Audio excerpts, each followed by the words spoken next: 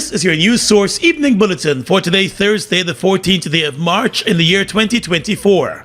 I'm Gordon Mosley reporting, and here's what we're tracking tonight. Maintaining that this year's budget does not have the fiscal space to facilitate a retroactive payment of salary increases to teachers for the period 2019 to 2023, Vice President Barrett Jagdeo today said other sectors would make similar demands should the government heed to the demands of the nation's teachers. The Guyana Teachers Union has been pushing for the government to negotiate salary increases for teachers for the period 2019 to 2023 as part of a multi-year agreement, which it submitted to the government back in 2020. The government is maintaining that it could only negotiate increases from this year moving forward. What the union wants cannot be accommodated by the fiscal framework, or it's not right. They want us to sign a multi-year agreement retroactively, a multi-year agreement retroactive to 2019, and then also address 2% from 2017 and another 2% in 2018. So that to go back 7 years back to address wages and salaries issues that were not addressed on the APNU. Mr. Jagdeo said during the period of contention, public servants, including teachers, were given salary hikes, and any decision to offer retroactive salary increases for the years identified by the teachers union could result in other categories of public service workers making similar demands. There was no salary increase offered in 2020, but in 2021 the government announced a 7% across-the-board salary increase for public servants, including teachers. In 2022 the government announced an 8% salary increase, and last year a 6.5% salary increase was announced. Those increases were done without any negotiation or agreement with the Guyana Teachers Union or the Guyana Public Service Union. If you reopen that for teachers, you have to, out of fairness, you have to ensure that every other category would get the same retroactive increases. It wouldn't be fair otherwise. That we can't sustain that in the budget. Talks between the GTU and the Ministry of Education collapsed earlier this week after the two sides failed to reach an agreement on the period for negotiation.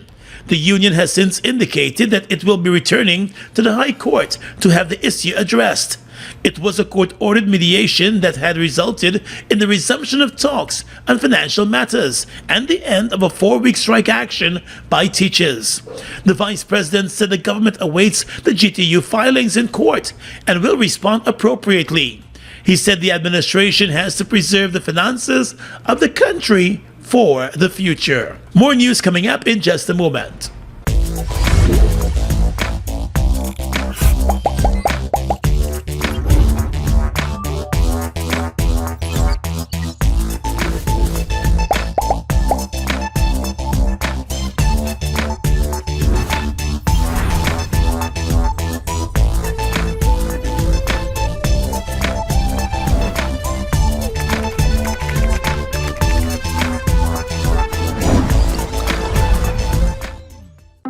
It's one of your biggest goals, getting your own home, where memories are made, where happiness lives.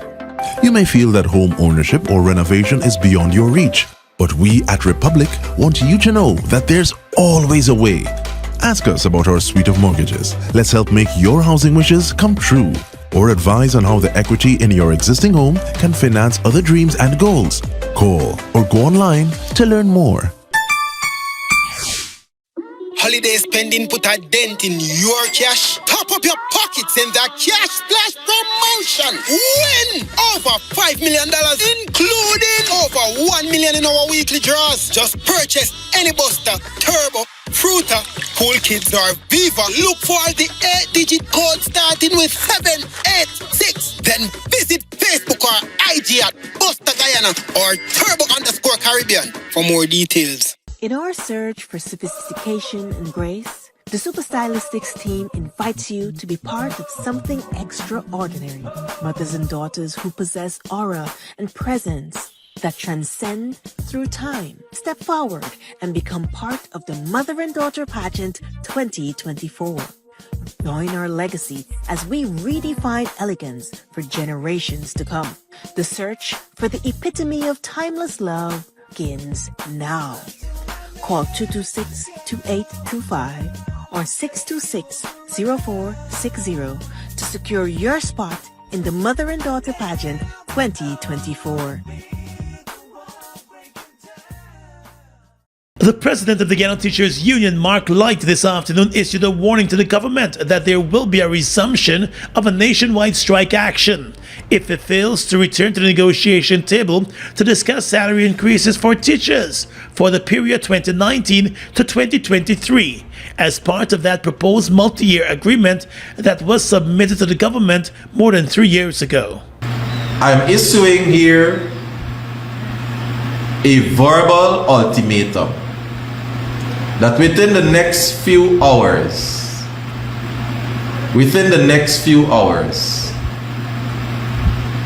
if the government does not indicate their willingness come to the table,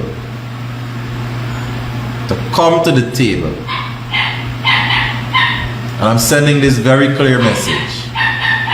If you are not willing to come to the table to discuss 2019-2023 or to negotiate around that period, what years we're going to focus on, there will be a resumption of a massive industrial action. A resumption of industrial action. Mr. Light issued a warning during a Facebook Live this afternoon. He said particulars of the ultimatum will be communicated formally to the government soon, and he also called on teachers to be on standby. Teachers, with the way things are going, I urge you to get your slippers out, get your boots out, get your feet ready, get your parasols ready, get your water ready. We did it for 5 weeks, and we can do it for however long is required. The government must respect the teachers of this nation. And I stand here as a leader with integrity that I will not allow anyone to bully us. I want to say to the educators of Guyana, we are stronger together. We are stronger together. And for those of you who shied away for those 5 weeks, I ask you to get ready.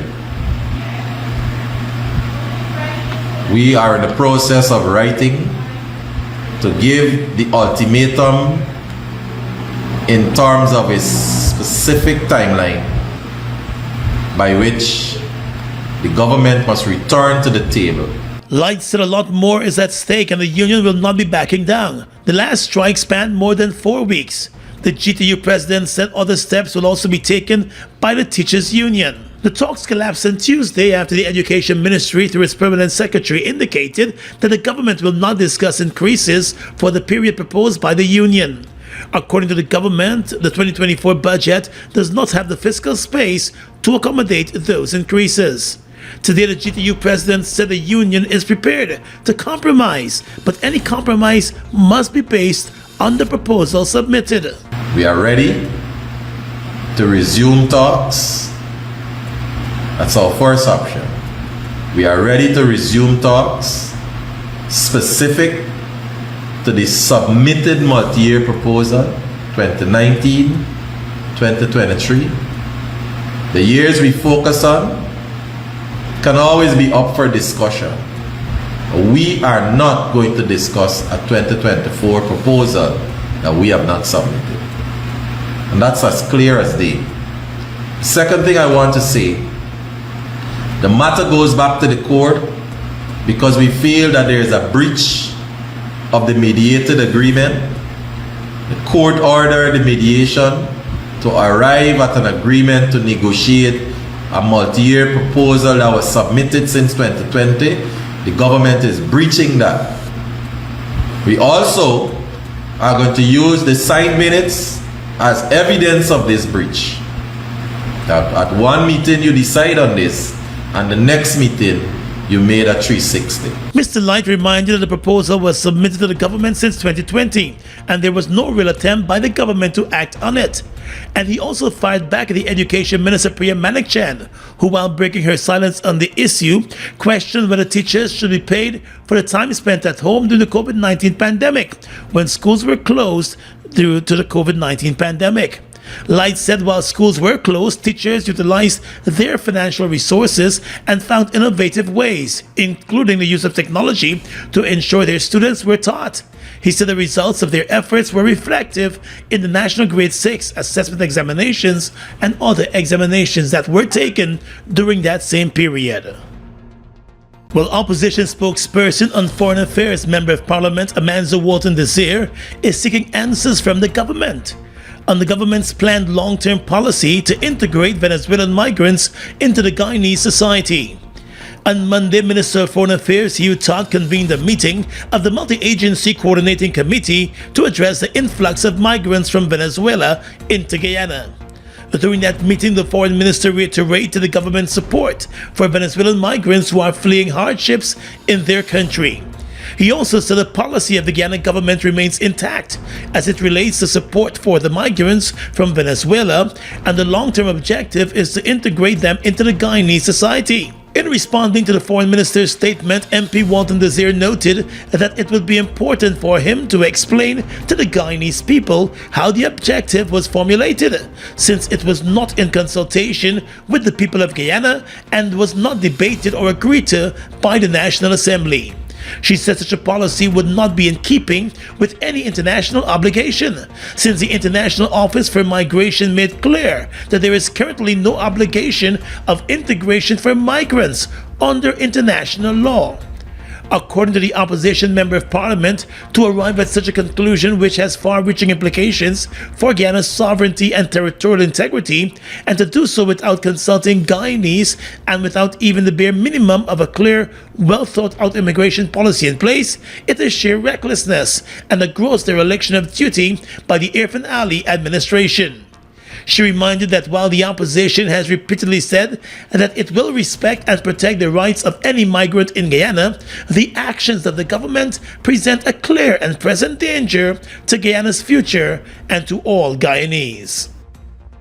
In wake of those concerns from the opposition about the planned move by the government to integrate Venezuelan migrants into the Guyanese society, Vice President Bara Jagdeo today said the government is making the move, since a majority of the persons being referred to as Venezuelan migrants are actually Guyanese who are returning home to Guyana. At a press conference at the office of the president, Mr. Jagdeo responded to the opposition concerns and said those concerns are shallow. Venezuelan migrant is a misnomer for most of those people. Venezuelan migrants, they're Guyanese. When we say Venezuelan migrants, it's just a few people of the lot that came back home. These are our people. These are our people. They have our blood. They're Guyanese. The vice president said the issue must be looked at from the standpoint that the persons being referred to as migrants are really Guyanese, regardless of their political affiliation and their color. Therefore, he said those questioning the government's policy must be condemned. And so even those who fled Guyana and their kids who were born, they are Guyanese children. Based on our constitution, they are citizens. They are eligible for citizenship here. They have Guyanese blood. I need to repeat that. And that's 90% of them. We have to extend some help to our own people when they come back here. Mr. Jagdeo did not provide any information as to how he was able to ascertain the true nationality of the more than 30,000 Venezuelan migrants who have moved across to Guyana to escape the hardships back home. However, he said the government of Guyana will ensure that services such as proper healthcare, education, and housing services that are given to Guyanese at home are also extended to the persons coming across from Venezuela, who he says are Guyanese. At the most critical life-changing moments, the National Insurance Scheme is here to ensure that your needs are covered. Access reimbursement for medical expenses for various aspects of your medical care. We know that eye care is of utmost importance. Receive assistance with our spectacle care voucher. Visiting the dentist? Dental care is also covered under our sickness benefit services. Offset the funeral expenses of a loved one with costs covered by our funeral benefits. National Insurance Scheme. We're there every step of the way.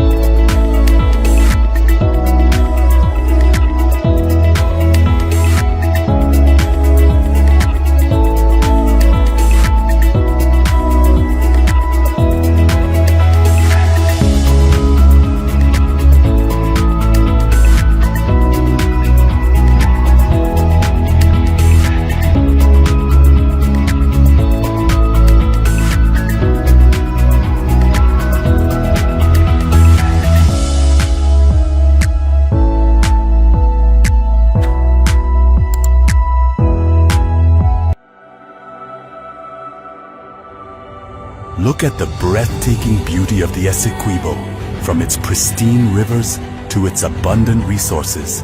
It's a treasure that belongs to Guyana, and we ask Venezuela to respect the rule of international law.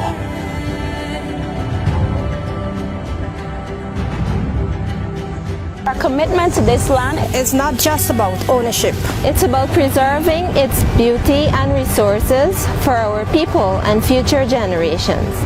The controversy between Guyana and Venezuela was settled internationally as full, perfect, and final in 1899. Essequibo belongs to Guyana. Let's tell you now that a Chinese national who owned and operated a supermarket in the bordering community of Eteringbang was slashed to death today during a robbery at that supermarket at Eteringbang Landing. The dead businessman has been identified as Yang Lingzong. He died after his throat was slit by one of the three bandits who attacked his business place and carried out the robbery. The dead man's wife was injured during the attack. She is currently under medical care. Two of the three suspects have since been arrested and are being questioned by police investigators as the search continues for a third suspect in the Region 7 area. The incident occurred just after 2 o'clock this afternoon. It is reported that the three men entered the business place and held the Chinese couple at knife point while demanding money and valuables. It is unclear what led to the murder of the owner during that robbery. The probe is ongoing tonight. The Occupational Safety and Health Department of the Ministry of Labor has launched an investigation into a mining accident that claimed the life of a gold miner at Cowing Bank Dam in the Upper Mazaruni area.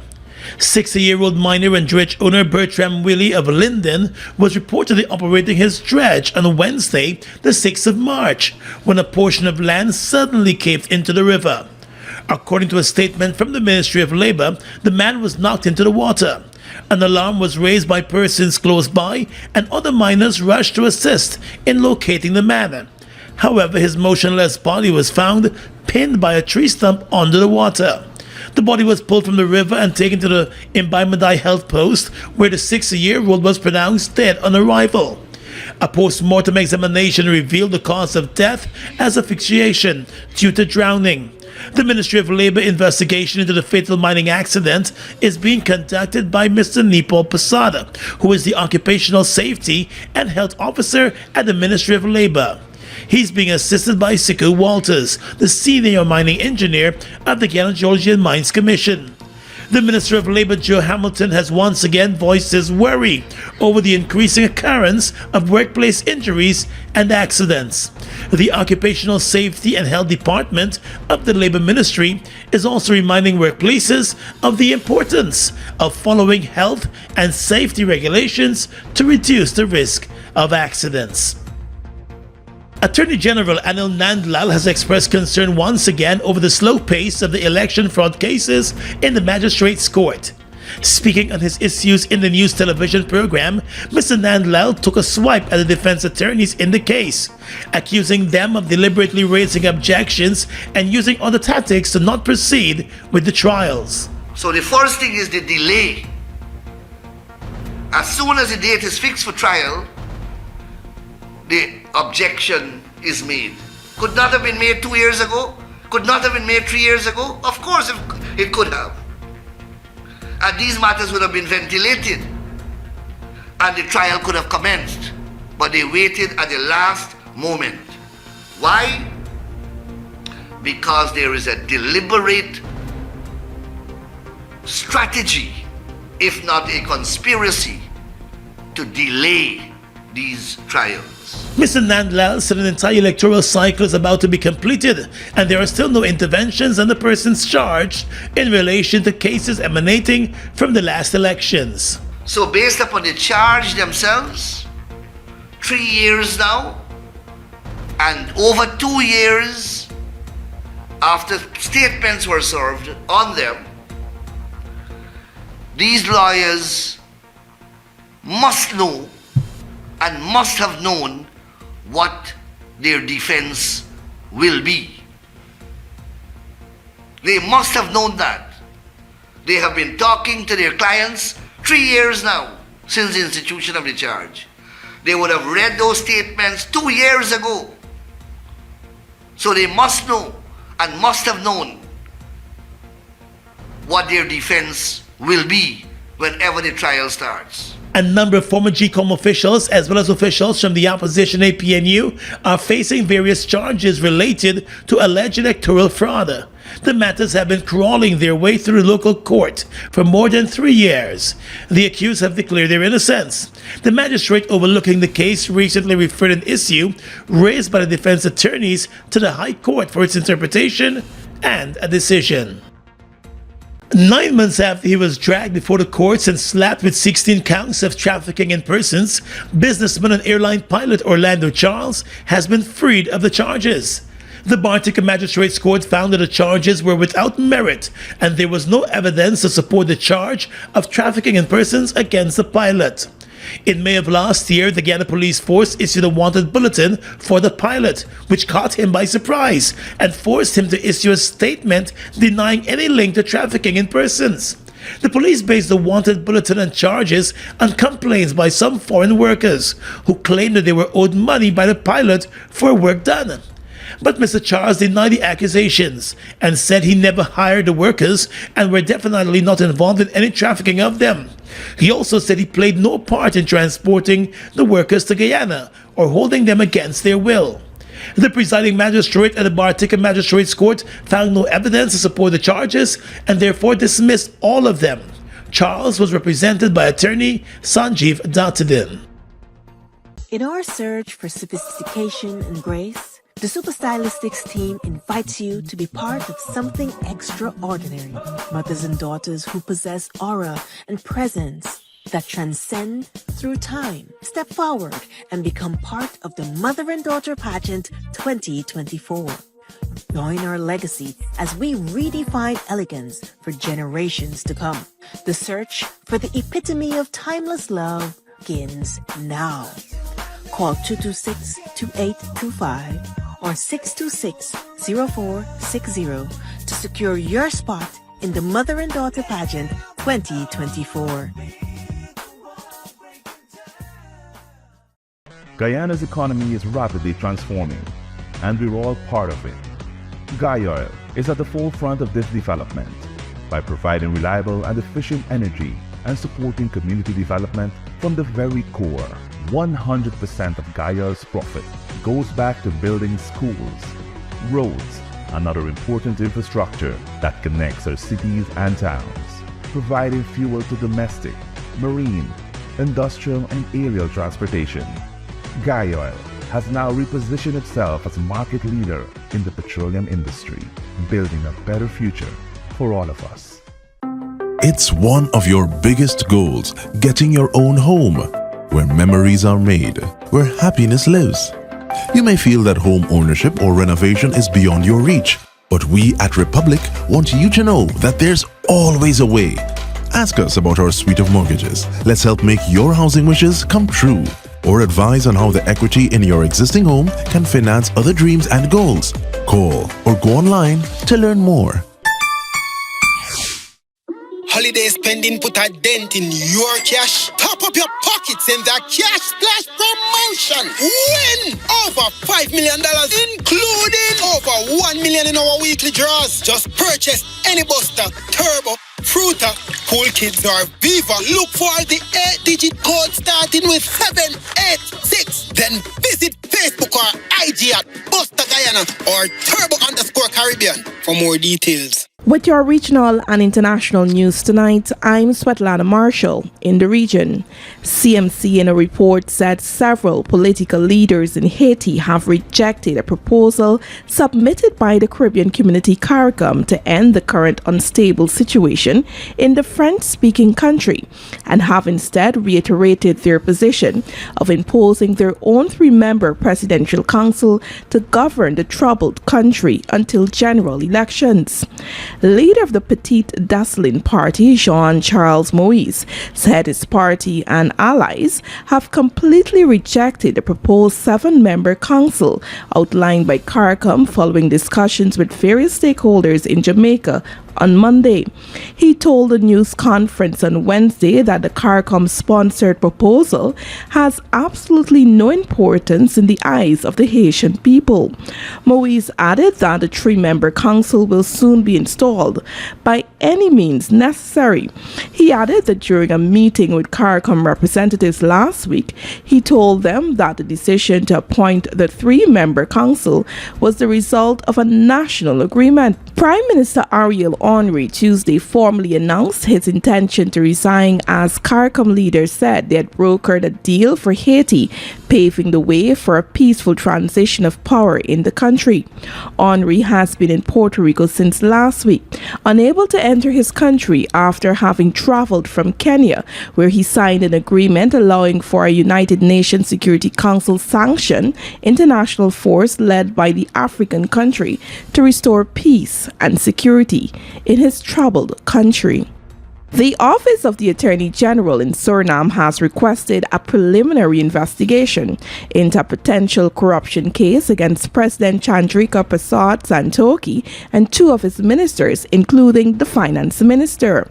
CMC said the preliminary investigation follows reports that the government allegedly paid an estimated $7.5 million to Pan American Real Estate, a local company, using false documents. It is important to emphasize that no one has yet been identified as a suspect, the Public Prosecution Service said on Wednesday. The issue first came to light last November when an anonymous whistleblower armed with various documents filed a criminal complaint with the Attorney General's office. In January, the whistleblower delivered even more potentially incriminating evidence to the Office of the Attorney General, and the Police Anti-Corruption Unit was subsequently given the task of investigating the matter. During the investigation, several individuals were questioned by the police, including the Vice President and the 2 ministers. The Public Prosecution Service said it has received a police file on the case, and on that basis, a preliminary judicial investigation has been requested from the examining magistrate. And finally tonight, international news. China has attacked a bill going through Congress that could ultimately see TikTok banned in the US, accusing it of unjustly behaving like a bandit. According to the BBC, the bill passed by the House of Representatives would give TikTok's parent company 6 months to divest from the firm or face a ban on the app. It still faces an uphill battle in the Senate, but President Joe Biden says he will sign it if it passes Congress. Beijing has vowed to take necessary measures to protect its interests. TikTok is owned by Chinese company ByteDance, a Beijing-based firm registered in the Cayman Islands. U.S. lawmakers have expressed concern about the app, saying the data of Americans potentially in Chinese hands makes it a national security risk. TikTok's owners have rejected those accusations. And that's your News Source Evening Bulletin for tonight. I'm Svetlana Marshall reporting and encouraging you to stay safe.